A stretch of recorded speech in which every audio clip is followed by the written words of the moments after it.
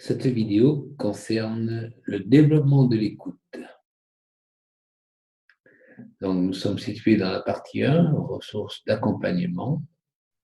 Nous avons vu comment nous traitions de la communication et maintenant, donc, nous plongeons dans un sujet plus difficile, celui de développer notre capacité d'écoute. Alors, l'écoute, je l'ai développée évidemment tout au long de ma vie, c'est un chemin sans fin. Nous pouvons toujours progresser dans l'écoute. Je vais rappeler au départ deux outils qui sont tirés, l'un de la programmation neurolinguistique et l'autre de l'analyse transactionnelle. J'ai suivi 2 années de formation d'analyse transactionnelle. La PNL a été un peu plus courte, elle est venue en complément. Et après, nous essayons de modéliser les postures de l'écoute.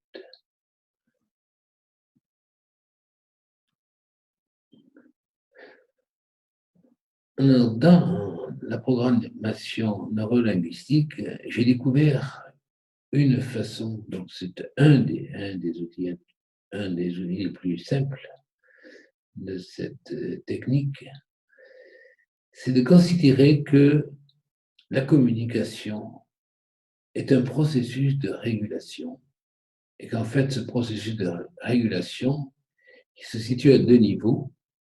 Il se situe d'abord au niveau de la relation entre 2 personnes. On va rester dans le cas simple d'une communication entre 2 personnes.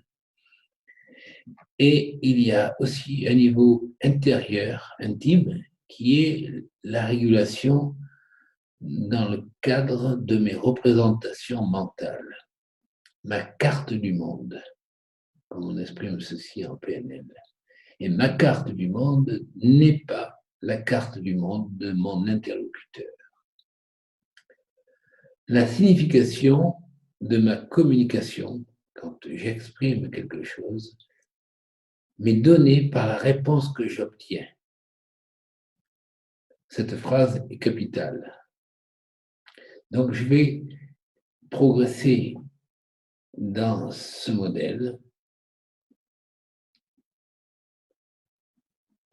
Alors, le processus de régulation interne va prendre en compte les intentions, les attentes, les attitudes, l'adaptation, l'évolution de ma représentation, de mes représentations mentales.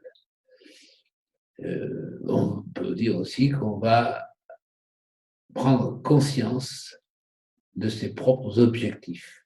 Mais ce que l'on applique aux objectifs, on peut l'appliquer aux intentions cachées, etc. Et puis, il y a le processus de régulation complet de la communication, avec la prise en compte des attentes de l'autre, mais aussi la communication non verbale, les attitudes et comportements. On peut aussi se placer en termes de communication directe ou de métacommunication, c'est-à-dire d'amener la discussion à comment on communique, étudier comment la communication s'effectue. On prend une posture de recul.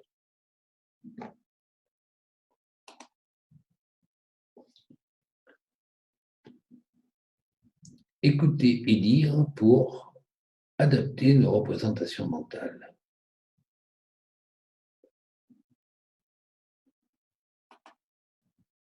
Alors, quand j'écoute ce que mon interlocuteur exprime, j'observe aussi bien les faits exprimés que les comportements. Et dans cette observation, il y a effectivement des attentes, des intentions qui m'habitent. Il va falloir analyser ceci. Le deuxième point est justement l'analyse, l'interprétation et donner du sens à ce que j'ai entendu. Mais j'ai toujours derrière moi une petite voix qui est celle de mes intentions. Et enfin, il y a le dire qu'est-ce que je vais avoir besoin d'exprimer, et je vais exprimer ceci avec des ententes, des intentions. J'attends donc un retour. Donc, le retour qui va m'être fait par ma communication va modifier mon analyse et donc mon dire suivant. Il y a donc un petit moteur de régulation interne, 1, 2, 3, et je peux prendre en compte que mon interlocuteur fait exactement la même chose de son côté, mais avec des grilles d'analyse probablement très différentes. Et donc, la régulation globale, si je prends une posture un peu méta, va me permettre de prendre en compte à la fois comment je régule en interne et comment l'autre régule aussi en interne. Et ceci se passe à travers la communication non verbale et la communication verbale qu'il apporte après mes propres dires, ma propre communication. Ceci est très important pour se représenter la situation que l'on est en train de vivre. Là, il s'agit d'un autre outil qui provient de l'analyse transactionnelle. Dans l'analyse transactionnelle, on considère qu'il y a pour chacun un triplet de postures, la posture adulte, la posture parentale et la posture enfant qui nous habitent tout au long de notre vie.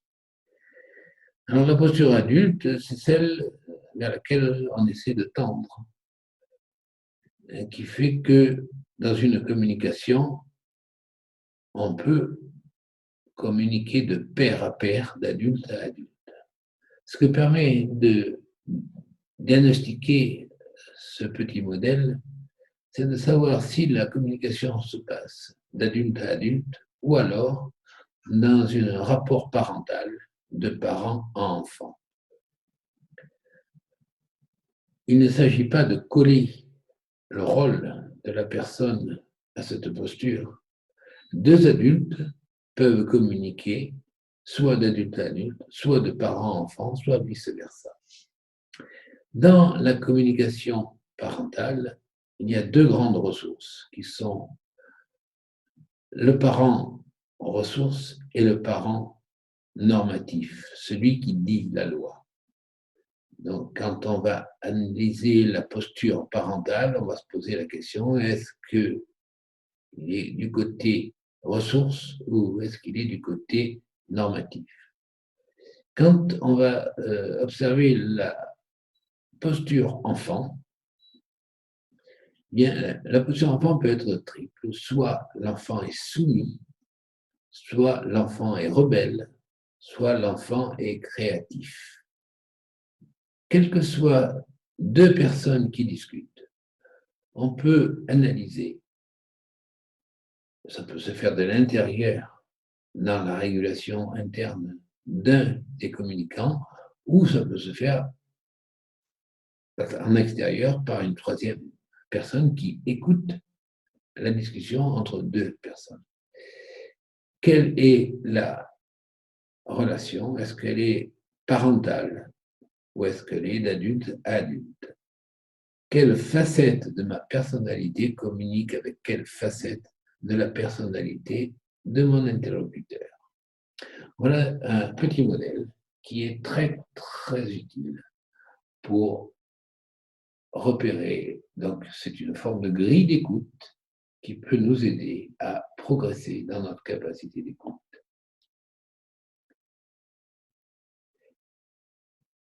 Écouter, c'est d'abord être disponible.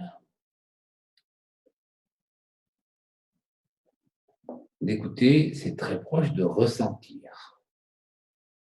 Mais c'est beaucoup plus loin du verbe interpréter.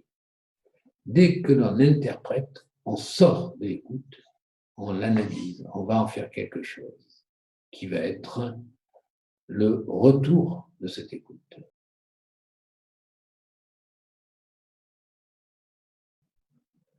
Alors, un petit modèle qui va permettre de comprendre comment chacun agit, se positionne pour prendre une décision. on peut être conceptuel, rationnel, on peut être organisé, pragmatique, on peut être mobilisé par ses émotions, on peut être intuitif, spontané. Et effectivement, dans une posture normale, chacun de nous va avoir un quadrilatère qui va se modifier, effectivement, avec le contexte.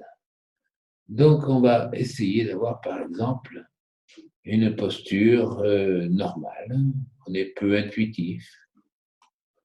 On est très intuitif.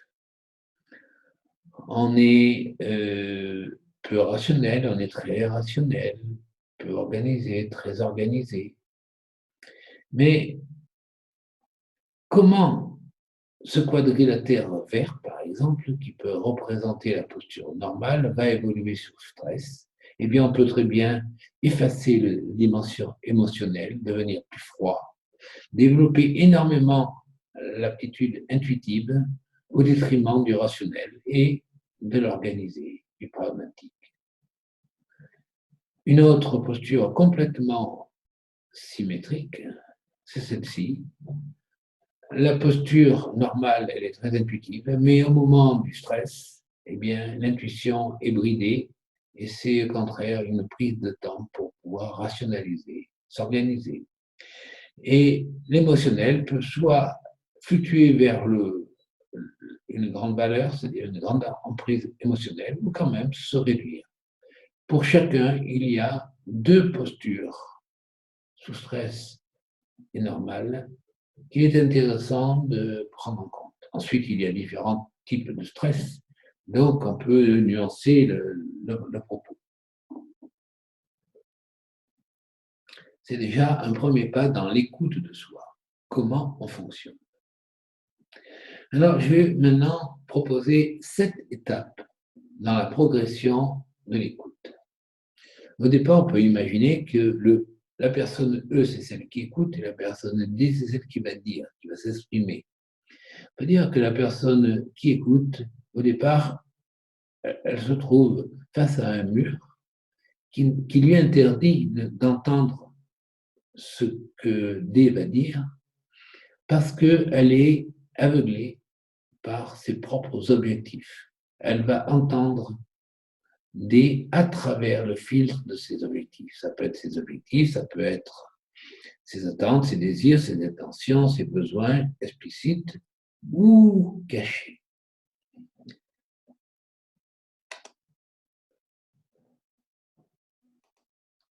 La deuxième étape va consister à prendre conscience de ses objectifs, de ses attentes, de ses désirs, etc., pour pouvoir s'en détacher et pour laisser de la place à l'écoute des objectifs de D, l'écoute des attentes de D, des désirs de D, des intentions de D.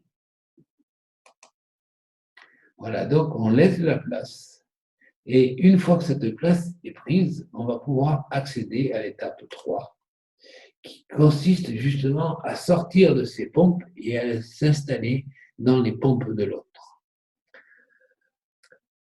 On essaie de penser ce qu'on entend en se mettant dans la posture de D. C'est d'une part difficile et d'autre part c'est dangereux. C'est une mise en danger puisque l'on quitte sa zone de sécurité.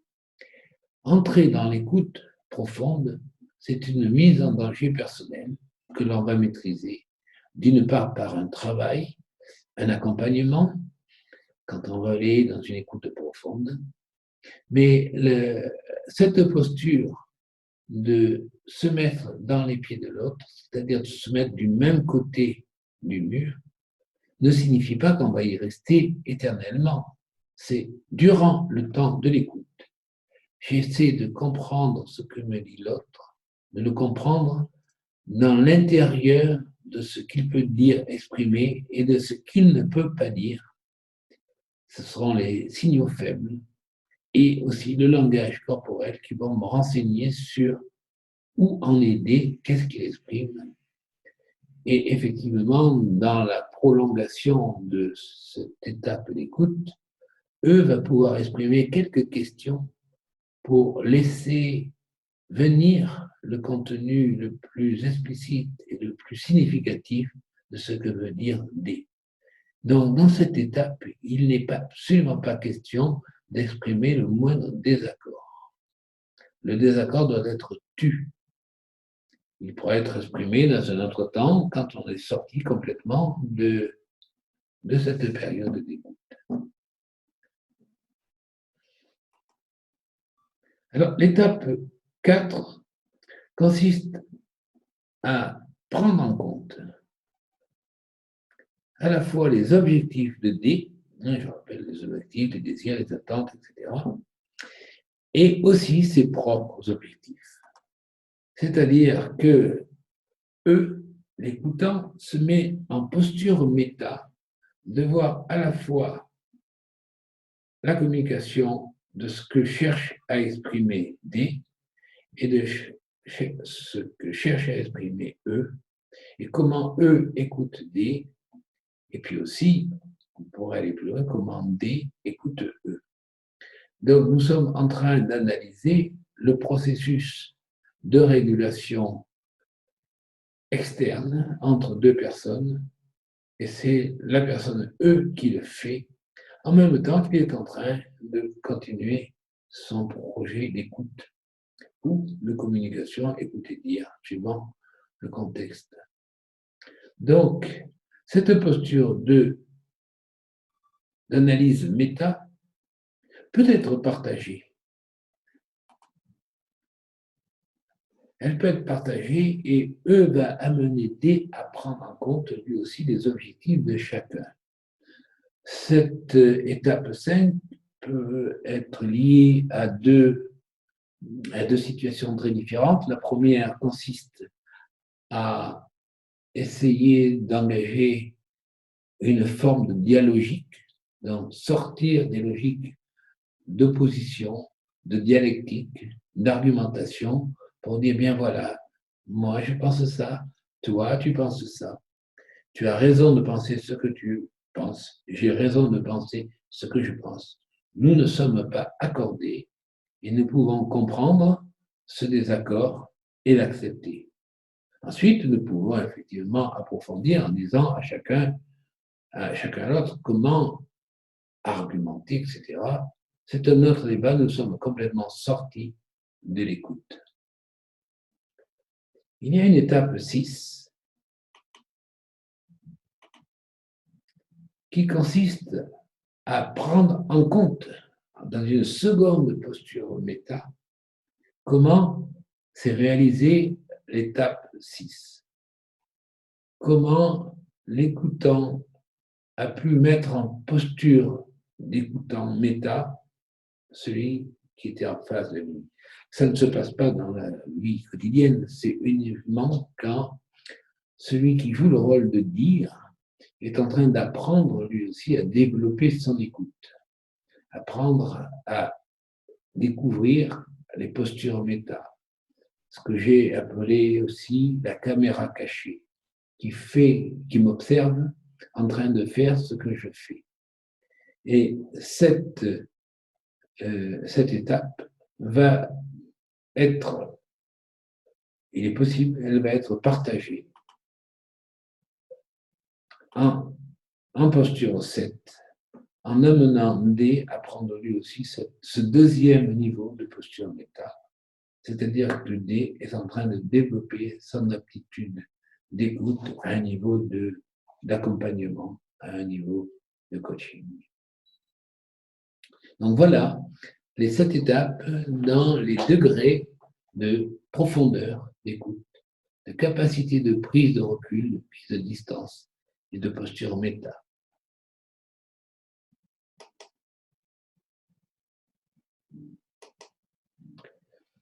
Dans ma représentation, ma carte mentale de ce qui est l'ordre du fonctionnement cérébral, je considère qu'il y a 4 registres du non-conscient. Il y a le non-conscient corporel, ce que fait mon corps, ce que fait mon cœur, son battement, etc. qui peut advenir à ma conscience quand je sens que mon corps cogne, par exemple, quand je sens que certaines émotions viennent me faire transpirer, me mettre en situation de stress, etc., de joie, de bien-être, de confiance. Ça, c'est le corps. Et ce corps peut être conscientisé, dans certains cas, avec un certain entraînement aussi. Prendre en compte ce que je ressens va se traduire en sentiment d'émotion et va jouer le même rôle que ce deuxième registre du non-conscient qui est les affects et sentiments. Et je crois que pour se donner une image concrète de cette sphère de l'affectif, j'aurais envie de l'appeler l'inconscient freudien, le lieu du refoulement, etc. Et puis il y a donc une troisième partie qui est le non-conscient cognitif. Alors, ce non-conscient cognitif peut être amené à la conscience quand je prends une posture méta. Comment je pense ce que je pense? Suivant quelle logique j'utilise? Quelle est la logique que j'utilise pour penser ce que je viens de penser? Ou comment je pense ce que je vais dire, etc. Cette prise de recul cognitif, d'introspection cognitive, est différente en termes de nature de l'introspection affective, de l'introspection corporelle. Et il y a une quatrième sphère, c'est celle de la relation à l'autre. Comment l'autre est différent de l'image que je m'en fais, comment l'autre entend de moi une image qui n'est pas ce que je suis en entier. Je suis beaucoup plus que l'image qu'il se fait de moi. Donc, nous voyons que ces quatre champs d'écoute peuvent être pris en compte plus ou moins fortement suivant le contexte dans lequel l'on travaille. Dans une relation professionnelle, peut-être que le cognitif va prendre le devant. Dans une relation de difficulté à gérer un conflit, ce sera peut-être le relationnel. Et puis, eh bien, on sera amené à traiter du corporel. En psychothérapie, eh bien, on va aussi beaucoup plus travailler sur l'affectif, par exemple. Il faut savoir que ces quatre registres du non-conscient sont en interaction, ces quatre facettes de la même chose. Et à travers une introspection cognitive, on peut déboucher sur une introspection dans le champ de l'affectif, du corporel ou du relationnel. Donc chaque sphère est une porte d'entrée plus ou moins facilitante aux autres. Voilà en tout cas comment moi-même je procède dans mes techniques d'accompagnement. Alors nous pouvons détailler un petit peu plus l'inconscient cognitif. Je ne sais pas ce que je sais, mais je peux éventuellement arriver à le faire émerger. Il y a aussi tout ce qui concerne le processus d'élaboration des pensées intuitives. Je parle dans le sens du cognitif. Il va y avoir aussi la sphère de l'affectivité, de l'énergie affective, des émotions, des sentiments d'émotion, des désirs et de la volonté, des intentions cachées. Donc, inconscient freudien, inconscient affectif, inconscient des sentiments émotionnels qui m'habitent, mais aussi l'intuition affective. Je sens tout de suite une attirance ou un rejet. Et comment me protéger de ces intuitions puissantes si elles ne me paraissent pas justifiées? Comment m'y fier si elles me paraissent bien fondées? Comment j'ai fait pour nourrir ces processus intuitifs? Il en est donc aussi de la sphère du corps, des circuits, des neurones, de l'énergie physique, de l'inconscient corporel, de l'inconscient sensitif, que l'on peut amener vers la conscience. Donc, voilà pour ce qui est strictement interne. Et puis dans le relationnel, donc, comme je disais, il y a l'inconscient social de l'image de soi que l'on donne aux autres et vice-versa. Ces 4 formes de processus cérébraux non conscients interfèrent, font émerger des processus conscients qui sont éminemment en interaction, autant les processus non conscients que les processus conscients.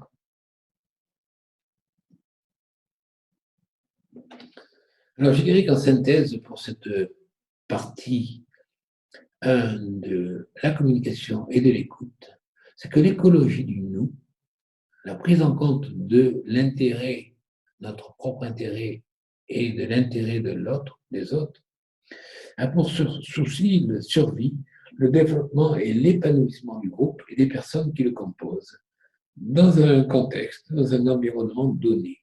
Dans la posture d'écoute, quand nous percevons en nous le besoin de contredire, d'argumenter dans un sens différent, d'être en désaccord avec le propos d'une personne, c'est le signe manifeste que nous avons raté quelque chose et que nous ne l'avons pas rencontré dans le fond cette personne. Dans la dialectique, nous sommes poussés à analyser, argumenter pour essayer de mieux comprendre ce que dit l'autre. Dans la dialogique, nous sortons de ce cadre-là. Nous entrons dans un cadre plus ouvert où il n'y a plus de vérité. Ce qu'il s'agit, c'est de comprendre l'autre, pourquoi, en un mot, il nous a dit ce qu'il nous a dit, pourquoi, en 2 mots, c'est-à-dire pour quel but il nous dit ceci, et en quoi ce qu'il nous dit est très réducteur de ce qu'il voulait nous dire. Donc, c'est par le questionnement que nous allons progresser dans la compréhension de l'autre. Ce n'est pas en manifestant notre désaccord. Notre désaccord doit être tu. Quand on est dans la posture d'écoute systémique, la petite voix qui nous dit « je suis en désaccord profond, je veux contredire, je veux argumenter contre, je veux justifier ma position », ça peut être très utile en dialectique, mais en dialogique, c'est un contresens, c'est une erreur de fonctionnement. En dialogique, il va falloir accepter que chacun vive et agisse dans le cadre de ses convictions. Il y aura des parties communes, semblables, similaires, et il y aura des parties tout à fait différentes. Nous en reparlerons évidemment dans les gestions de crise du couple par exemple, ou de crise sociétale, etc. Donc, je m'arrête ici avec cette dernière prise en compte, d'entendre au bon moment cette petite voix qui nous dit « je suis en désaccord ». Et quand cette voix finit par s'exprimer, quand on ne la met pas de côté, eh bien, on sort de l'écoute.